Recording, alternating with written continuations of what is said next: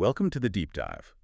Today we're looking at a case, it's really quite extraordinary. It spans over 50 years of investigation. Yeah, it connects police work from, 1964, all the way to cutting-edge science we have today. Exactly. And the question, it seems simple, but the answer is anything but. How does a murder from nearly 60 years ago, one that just haunted this small Pennsylvania town for generations, how does it get solved? And not by, some grizzled detective catching a lucky break. Right, but by a college student, basically volunteering his time and this incredibly advanced DNA analysis. It's a story about technology, absolutely, but also persistence, human dedication. Yeah. And to really get the weight of it, you have to understand Hazleton, Pennsylvania back then. Okay, tell us about Hazleton. It's this close-knit community, very blue-collar, devoutly Catholic, mostly coal mining history, So when a crime like this happens there... It's not just one family affected. No, it hits the whole town, becomes part of their collective memory, their identity almost. And in '64, that identity was just shattered by something truly unthinkable. The murder of a 9-year-old girl, Marise Chiverella. So our mission today is to take a deep dive into that 58-year journey. We'll start with Marise herself, look at the initial investigation in '64, why it stalled for so long. The dead ends, the frustrations. Yeah, and then trace the technology, the eventual breakthroughs, and this really unique collaboration that finally brought some answers. And Marise Ann Chiverella. She was the fourth kid in the family, third grade. Sources say she had this quiet determination about her. Really? Even at 9? Yeah. She'd overcome a speech impediment. Her mom talked about how she just blossomed afterwards, became playful, always clowning around, but also deeply, deeply religious. Well, Catholic faith was central, right? Absolutely. Went to Mass daily, loved playing the organ. Her parents even got her one for Christmas a couple of years before. She wanted to be a nun. Really looked up to her teacher, Sister Josephine. And that devotion, sadly, played a role on March 18th, 1964. It did. It was the day before the Feast of St. Joseph. She wanted to do something special for Sister Josephine. What was that? She left home a bit early that morning, maybe 8 a.m., carrying some canned goods. I think pears and beets were mentioned, to take to the sister at St. Joseph's Academy. It was only 5 or 6 blocks away. Just a short walk. Yeah. Neighbors saw her around 8 Point Drive, heading down 4th Street, but she never got there. Never made it to Mass that morning. The whole town's sense of normalcy was about to just break. Which brings us to part 1, the discovery, the shock. When her siblings got home for lunch and she wasn't there. That must have been terrifying. It escalated quickly. Usually her older brother Ronald and sister Carmen Marie walked with her, but not that day. She went alone. So when they came home, lunchtime, no Marise. Yeah, initially they thought maybe she stayed at school, talking to the teacher, but their father, he sensed something was wrong. Awry was the word the family used. He sent the kids back to check the school. And the school confirmed she never arrived. Right. They talked to the priest, the teacher. Panic set in immediately. This wasn't like Marise at all. And then, just hours later, miles away, the worst possible news. About 5 hours after she was last seen, so around 1:00 p.m., a man, Arthur Robinson, and his nephew were driving out near this old waste coal stripping area. Locals knew it, kind of a refuse pit near the airport. A remote spot. Very. Robinson spots something down this steep, 25-foot slope. Thinks it's a doll at first. Oh, God. But it wasn't. It was Marise. The scene itself told a horrific story. What did the investigators find? It was brutal. Her hands and feet were bound. There were ligature marks on her neck. And here's a key detail. Her hands and ankles were tied with her own shoelaces. With her own shoelaces? Yeah. And her scarf, her babushka, was stuffed in her mouth as a gag. The autopsy confirmed she'd been sexually assaulted, strangled, and beaten quite badly. There was a significant bruise on her abdomen, caused internal damage. And the strangulation with the shoelaces, not the scarf. Correct. The scarf was just the gag. The shoelaces were used for binding and strangulation. That specific detail, the shoelaces, was something the police kept very quiet. It became crucial later. Okay, I see. And there was something about her clothes, right? Despite the violence. Yes, that was odd. Her blue jacket, investigators noted, was relatively clean, considering the violence in the dirty coal waste environment. It suggested she wasn't killed right there. Exactly. It pointed towards abduction, murder somewhere else, and then her body being placed carefully almost down that slope.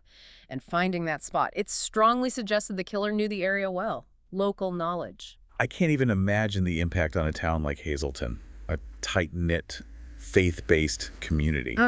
This kind of random, brutal violence against a child. It changed everything. Corporal Mark Barron, one of the later investigators, he said it marked this generational shift. Parents suddenly became terrified to let their kids play outside alone. That freedom just vanished overnight. And the Chiverella family, how did they cope? Their faith was everything. Sources described the funeral. The church was packed, lines out the door. Marise was buried in her first Holy Communion dress. I remember reading that headline, "Farewell Kiss from Mother" as coffin closed. Just heartbreaking. It really captures it. Her brother Ronald talked about how they just clung to each other, nurturing each other, crying, embracing. Their focus, driven by their faith, was always on justice, not revenge. That stayed consistent for nearly 60 years. Incredible strength. But back in 1964, the police were facing an uphill battle. Which brings us to part two. The original investigation and those early dead ends. What were they up against, forensically speaking? Oh, the limitations were huge. This is pre-DNA, remember. They relied on physical evidence, things they could see, photograph, measure, and just relentless legwork, interviews. A massive effort, though. Absolutely massive. The Pennsylvania State Police threw everything they had at it. Over 230 officers involved at various points. Yeah? The case file eventually grew to, somewhere between 4,700 and 6,000 pages. Imagine. All paper. Handwritten notes, typed reports, no computers, no databases. What physical evidence did they manage to collect? They were thorough with what they had. They got a plaster cast of a tire track from near the dump site, found a piece of insulation nearby that had a footprint on it, and critically, they collected all of Marise's clothing, including that blue jacket, and preserved it meticulously. That jacket becomes so important later. The single most important piece, yes.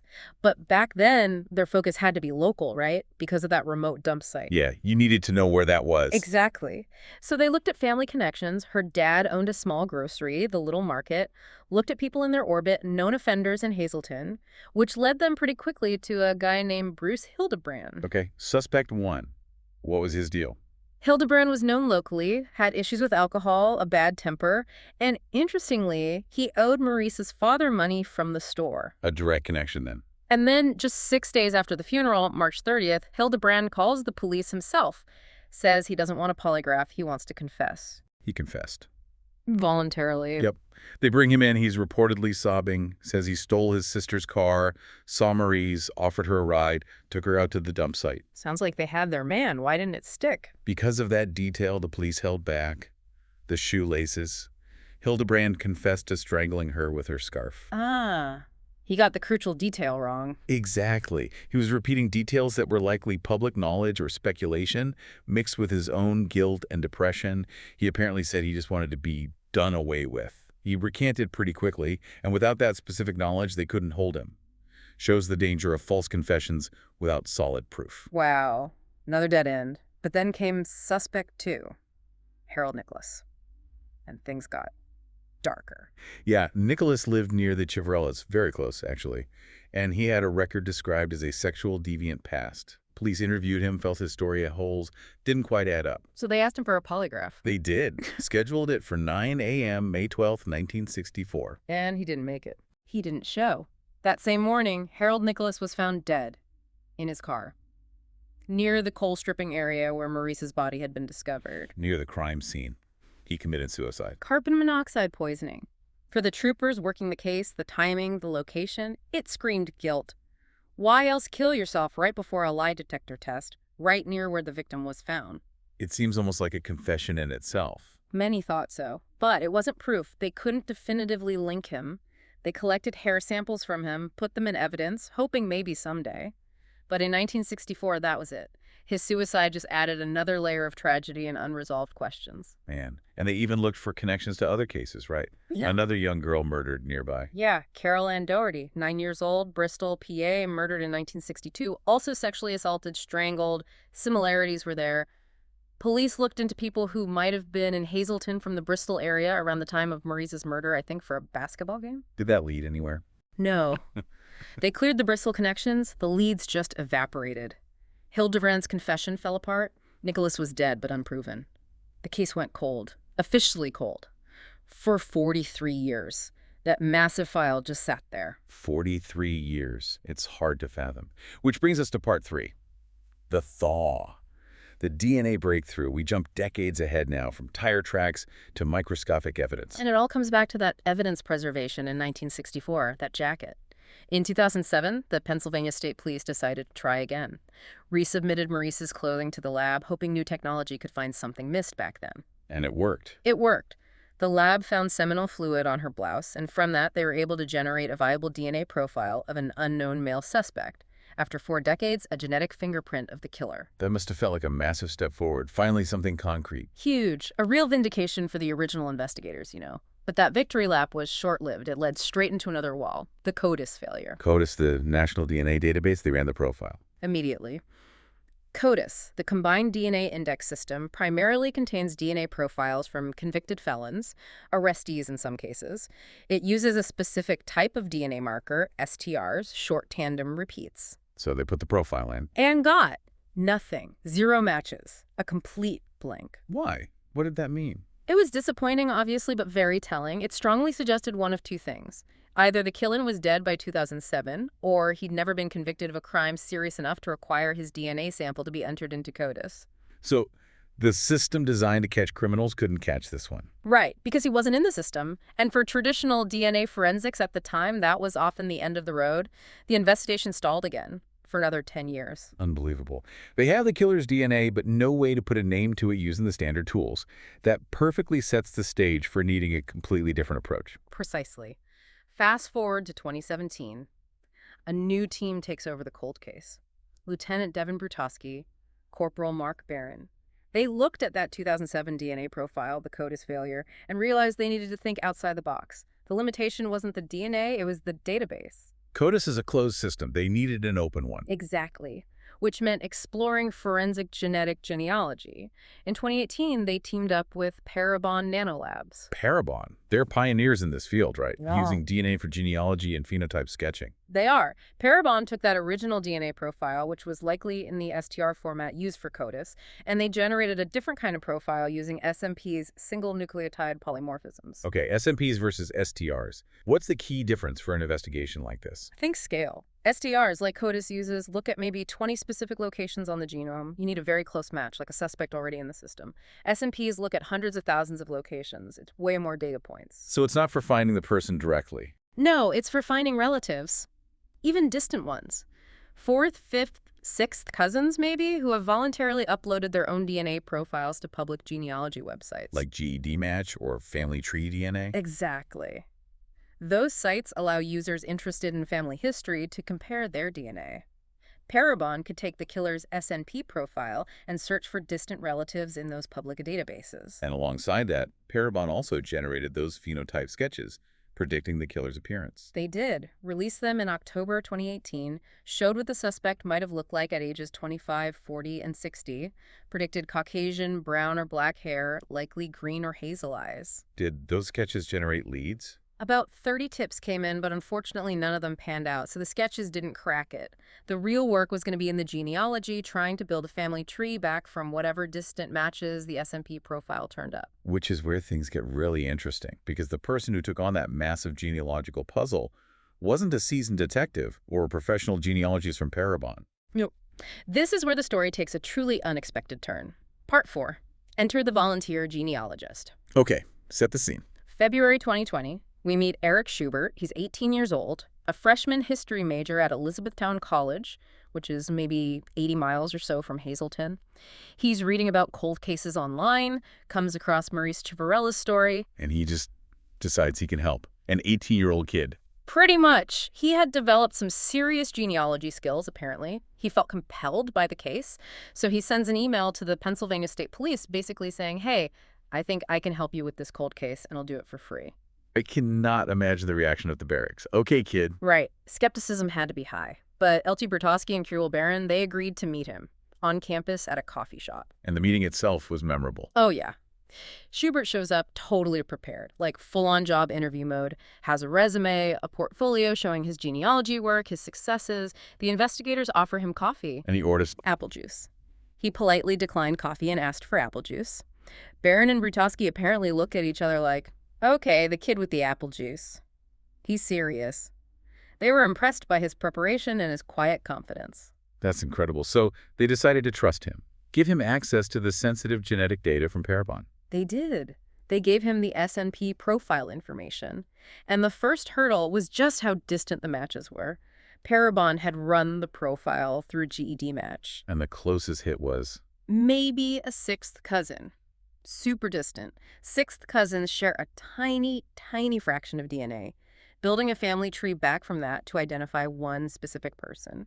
It's like finding a needle in a haystack the size of Pennsylvania. How do you even start? Schubert described it as the hardest genealogy task he ever undertaken. He made a strategic decision to focus on just one promising branch of the family tree suggested by the database matches, and he just dove in. How much time did this take? He's a full-time student. He dedicated up to 20 hours a week to this case. Yeah. For 18 months. While studying history, he built out more than 50 complete family trees, meticulously tracing lines back, looking for common ancestors, trying to bridge that gap from the sixth cousin match to something closer. 50 trees. That's astounding dedication from a volunteer. What was the breakthrough? After months and months of digging, one pattern started to emerge on a specific branch. A large family with distinct Italian heritage. He contacted Baron and Brutowski. He gave them a surname, Palmeno. Palmeno. Yeah. And he noted this family had connections to the town of Weatherly, which is near Hazleton, but also had direct Hazleton ties. That combination, the Italian surname, the geographical proximity, that was the key. It anchored the search back to the local area. Okay, so now the police have a specific family name, a specific location to focus on. How did they proceed? This is where the genealogy work hands off back to traditional police work, but now it's laser-focused. They got the detailed Palmeno family tree, including all the offshoots. And Corporal Barron, working with Trooper James Kuros, started the painstaking process of elimination. Meaning they had to talk to living relatives. Exactly, door to door, explaining the situation, the history of the case, building trust, and asking living Palmeno relatives to voluntarily provide DNA samples, usually just a cheek swab, so they could rule entire branches of the family tree in or out. That sounds incredibly delicate. Asking someone for DNA that might implicate their own relative in his 60-year-old child murder. Extremely sensitive. But apparently the community's long memory of the case, the desire for answers after all these decades, meant most people were cooperative. And slowly, painstakingly, they narrowed it down. The search focused in on one specific family unit, 4 brothers. 4 brothers within that Palmeno lineage. Yes. 3 of them were deceased by this time. 1 was still alive. They knew they needed a DNA sample from the living brother. If he matched, great. If he didn't match, it would strongly suggest one of his deceased brothers was the perpetrator, giving them probable cause for potentially more drastic steps. So they approached the living brother. They did, explained everything. He voluntarily provided his DNA sample. And the result? He was excluded. Not a match. Which meant? Relief, first of all.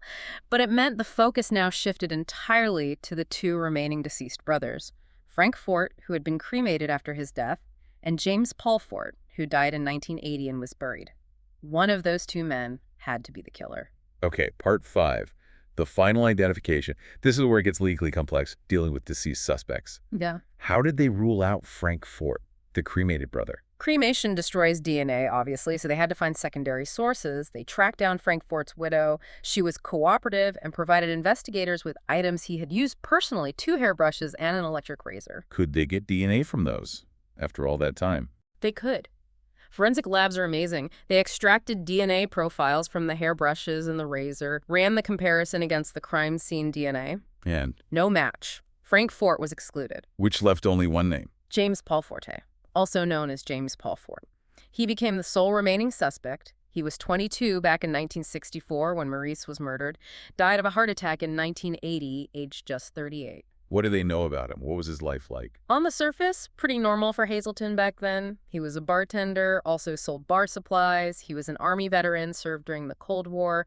People who knew him generally described him as nice, personable. But there had to be another side. Did a criminal background check reveal anything? Oh, yes. A very different, much darker picture emerged. Forte had an extensive criminal history. And crucially, it included a sexual assault conviction from 1974. 10 years after Marise's murder. Exactly. He was initially charged with involuntary deviated sexual intercourse, a serious felony, but he managed to plead guilty to a lesser charge, aggravated assault, and he only received probation. Probation, which means? He was never required to submit a DNA sample for CODIS.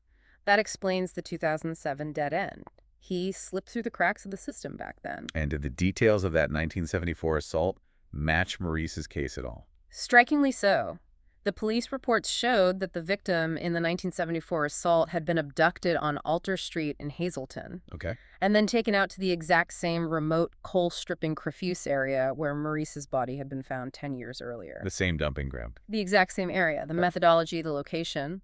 It was a clear, chilling pattern, and Forte lived close by, only 6 or 7 blocks from the Chiverella family home back in 1964. So close, but no known connection. It was random. Apparently random. No indication he knew Marise or the family personally, just a predator operating in his local area using his intimate knowledge of those back roads and remote spots. All the evidence pointed squarely at Forte. But to close the case definitively, legally, they needed his DNA. Correct. The genetic genealogy gave them the lead.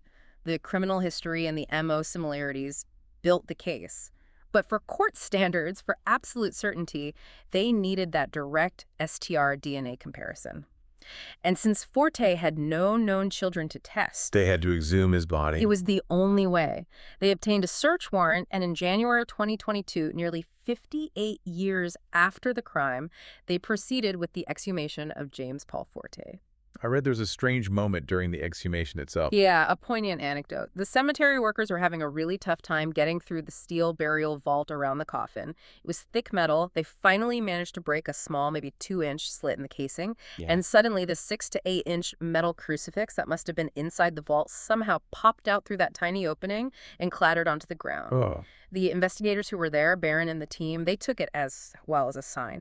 Maybe a sign that they had the right person, that after all these years, justice was finally being served for this devout young girl and her family. A powerful moment. And the lab results. What did the DNA from the remains show?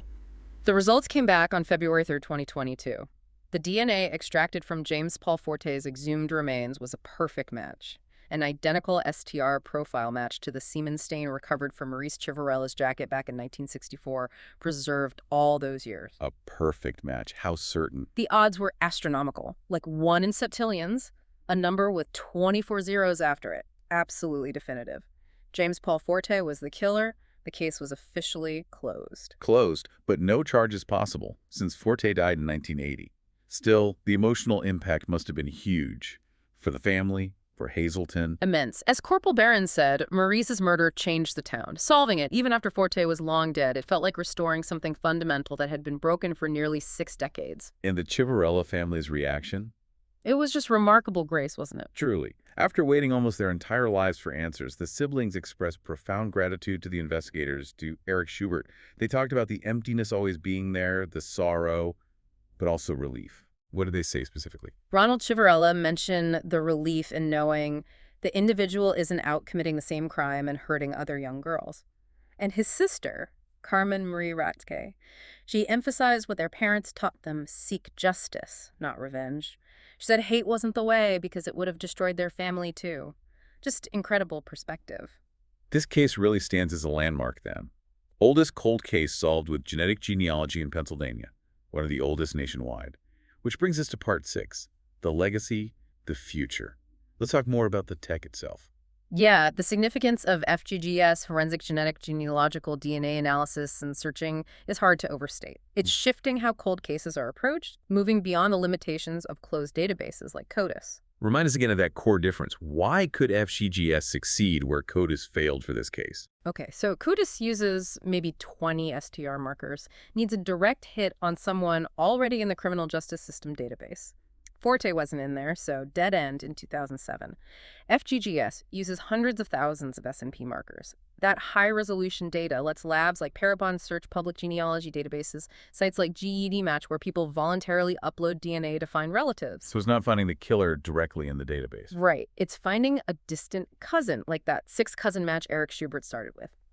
Then, the genealogist builds the family tree backwards from that cousin and forwards from shared ancestors until they can pinpoint a likely suspect who fits the case profile, right age, right location, etc. It's investigative genealogy. And there are strict rules about how police can use this, right? The DOJ has policies. Very strict, and necessarily so given the privacy implications. FGGS can generally only be used for serious violent crimes, homicide, sexual assault.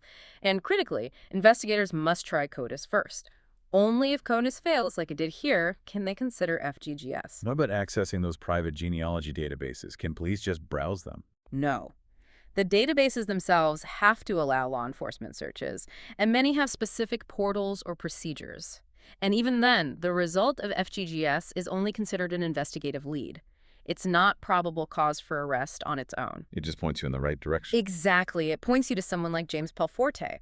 Then you have to follow up with traditional police work background checks, confirming the MO, and ultimately getting that direct traditional STR DNA confirmation, like they did here with the exhumation. So the exhumation wasn't just symbolic, it was a legal necessity. Absolutely. It converts the genealogical lead into legally admissible evidence, and the policies often require destroying the SMP profile from the database once the case is concluded to protect the privacy of all the other users. It's this incredible mix, isn't it? 1960s evidence preservation, 21st century genomics, the dedication of a volunteer like Eric Schubert, and persistent police work by Barron, Brutowski, Kurose, and others.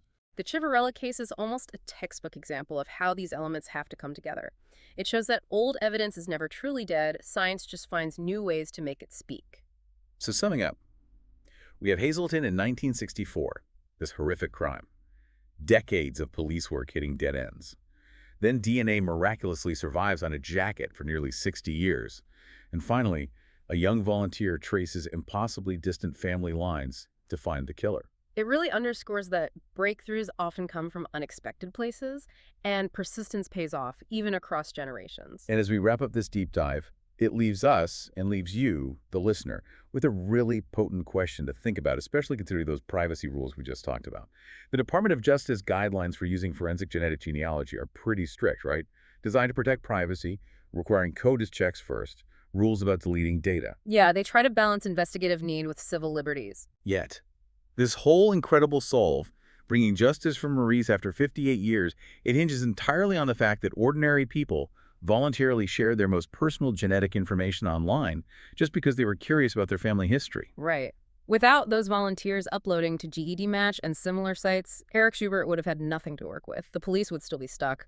So there's this inherent tension, isn't there, between the power of this new genomic investigation tool, which clearly works wonders on cold cases, and the very personal, private choices people make about their own DNA that fuel the whole system. It absolutely relies on that public participation.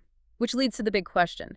As genetic genealogy becomes a more standard tool for law enforcement, where do we draw that line? How do we balance the undeniable good of solving cases like Marise Chiverella's against our deeply held expectations of genetic privacy?